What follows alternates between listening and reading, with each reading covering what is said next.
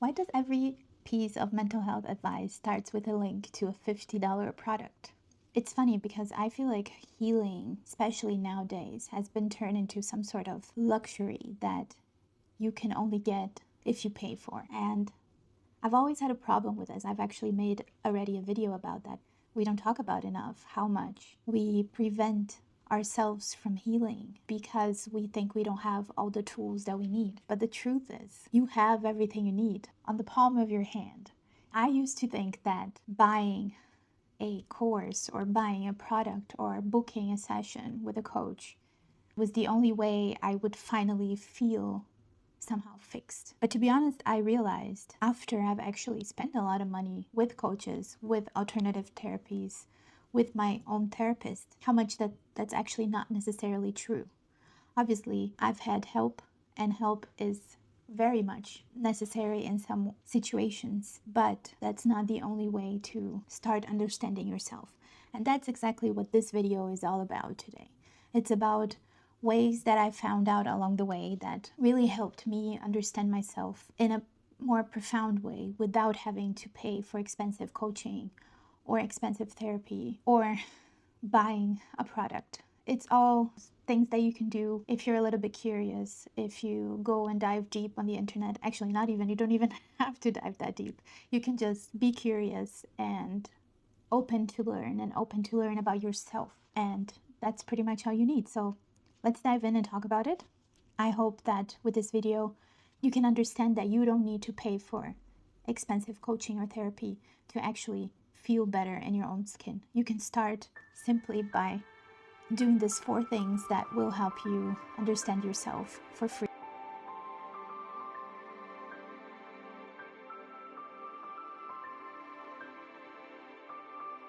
Talking about the wellness, the healing industry that I've been experiencing for a while now, there have been an influx of people selling healing or mental health services because nowadays this has become a focus, especially if you're my generation, so like a millennial or a Gen Z.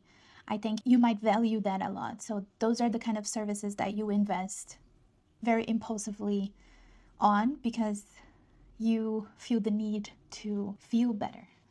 So it's very easy for us to, in our spare time or after work, just scroll past social media and see something like a coach selling something, some sort of service or some sort of product that will change your life. This is what you need to do in order to feel X way. And it's just a very common thing to see. So obviously those are services that we go after and we happily invest in that kind of things. And that's not to say that this is wrong. I do believe that the more we invest in ourselves, the more we actually understand ourselves. But I do want to make sure that anybody who doesn't feel good right now and maybe doesn't have the money to invest on expensive services or actually wants to dive a little bit deeper but doesn't want to necessarily work with somebody, I think there are more than enough free ways that we can actually heal ourselves and start understanding what is that keeps us stuck or anxious. All right, so let's talk about the first free tool. And that is pretty much the easiest and the hardest one, in my opinion. And that is to start noticing your patterns. And by noticing your patterns, I mean start to really analyze what are the things that trigger you. For example, for me, I don't like when people don't take me seriously. I don't like when people somehow devalue me. And I cannot explain how that actually happens. It's just a feeling. Once I started noticing what is that I feel when I don't feel taken serious enough, I started to catch myself in the act. And by doing so, you can really become more aware of the things that trigger you, but also of the situations that trigger you, because it's not only about, you, it's also about how you're interacting with other people.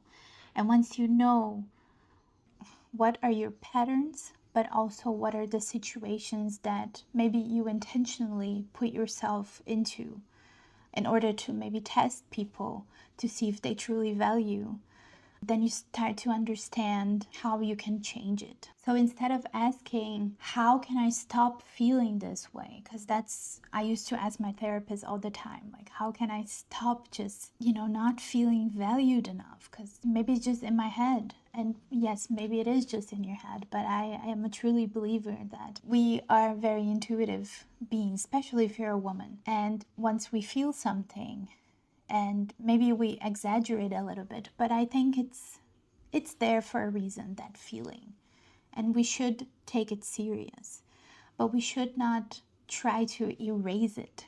It's not the point to become someone else. The point is to understand who you are and why you are a certain way. So instead of asking, how can I stop feeling that way, I started asking, what does this reaction to that situation is trying to teach me? And I know it's easier said than done, but I think the more you do it, the more you learn. And you're never gonna have a concrete answer, I guess, because as humans, we just evolve and situations change. So it's never gonna be black and white, but you will, with time and with patience, really understand what is that triggers you, or what is that puts you in a situation that you feel the need to erase something about yourself. Awareness creates choice. So the more aligned you are with your actions, the more aware you are of your reactions, and the more choices you have about putting yourself in certain situations or being in certain places that maybe don't really support you enough. And that takes us to the second tool, which is creative expression. And by creative expression, I mean anything that actually helps you process the feeling that you are feeling. And the goal is not suppressing it, the goal is expressing it. So for me, for example, is writing. I started writing after something happened, after I felt a certain way about the things that actually bothered me. And that was a very therapeutic way to actually get me out of that anxiety loop. Because most of the times when we don't process that emotion, we just keep reliving it. And that is very toxic. That really helped me get out of my head and start really analyzing, and, as the first step says, noticing my patterns in a deeper way. And the point is not to make something perfect. It is just to let the emotion out in whatever ways that is. Maybe you like to sing, maybe you like to paint, maybe you like to draw. In whatever way you can turn that feeling into something tangible. And what I like to say is, get that emotion out of your head and into the paper, or, out of you, into the world. And that is the best way you can really not only understand the feeling, but also let it pass through you and let it out. Another way that I also like to express myself is actually making videos. And you don't have to make videos to post. You can actually do like a video journal, or you can send yourself voice notes on WhatsApp. And just truly let that feeling and that emotion pass, and basically dump it out, just let it live in a different place, that it's not your head. For me, expression creates clarity, and I think in the moment that we are feeling all the feelings, it's really hard to have clarity. And that's why I'm saying this does not have to be perfect. It's not a piece that you're gonna post in the New York Times. It's not anything that needs to be perfect or that you to share with anybody. This is just for you to let it out and process and continue your day without carrying that feeling with you that will only make you spiral even more. And another way that I found very helpful for me to process my feelings is through things like what I like to call more intuitive systems of healing.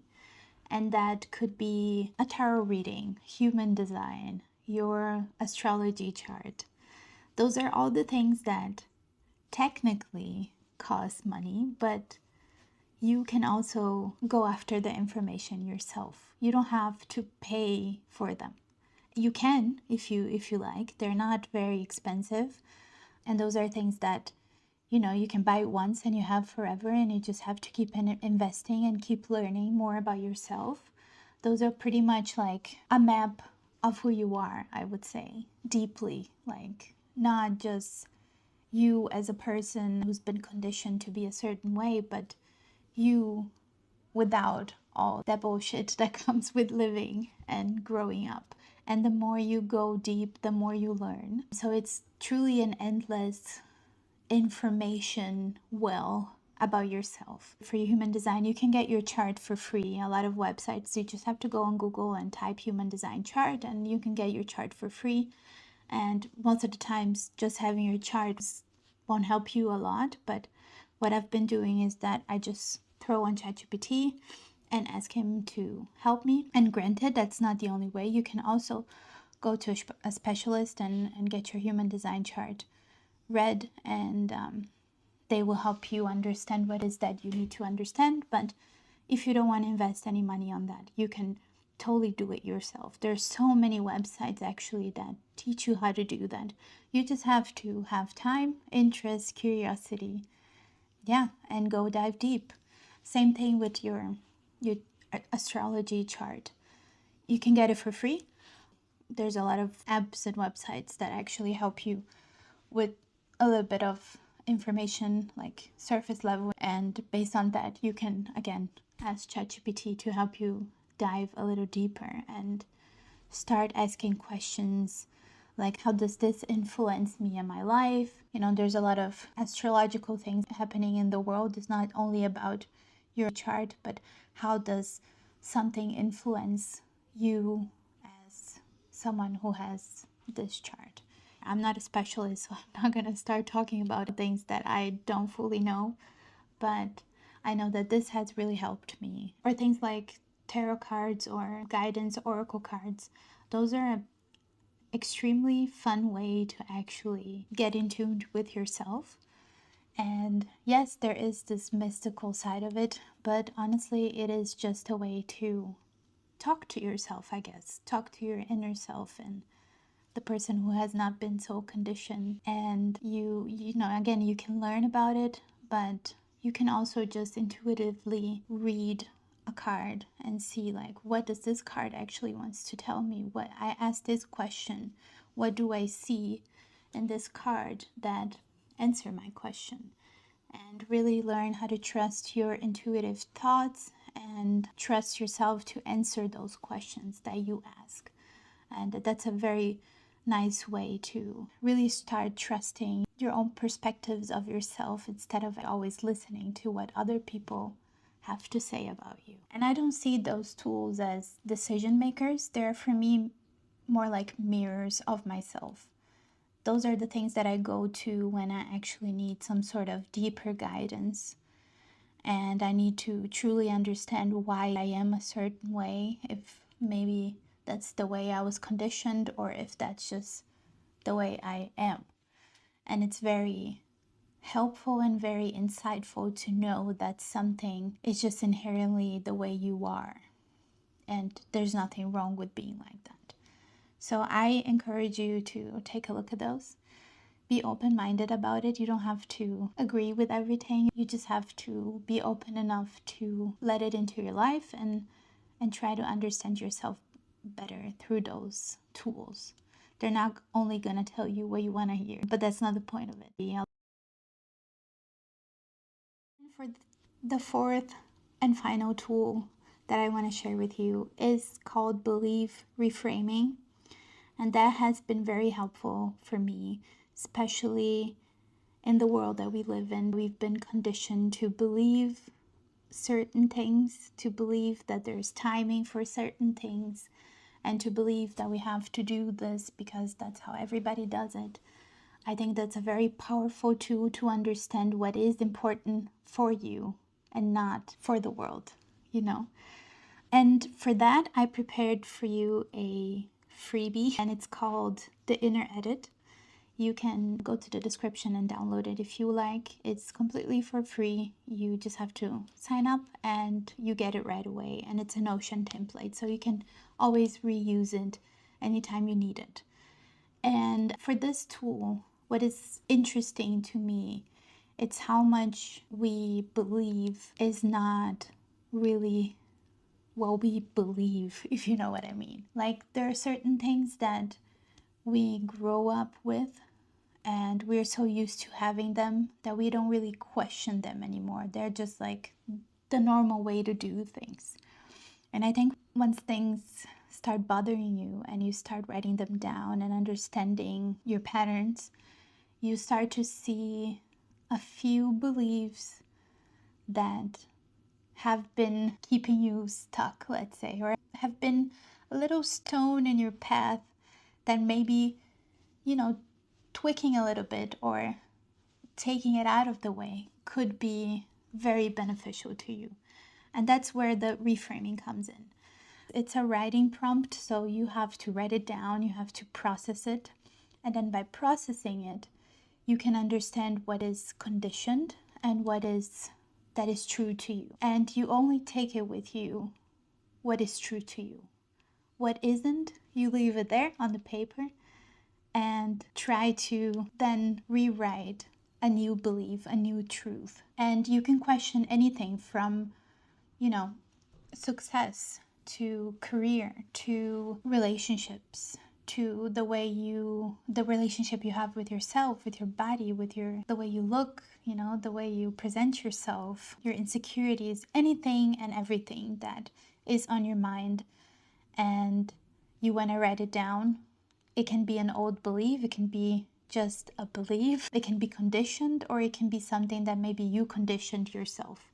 Whatever it is, you can find a way to process. You can then create more beneficial truths to proceed instead of always carrying that belief that does not benefit you anymore. Sometimes healing is not about adding more habits, but about just processing every feeling you have and understanding them.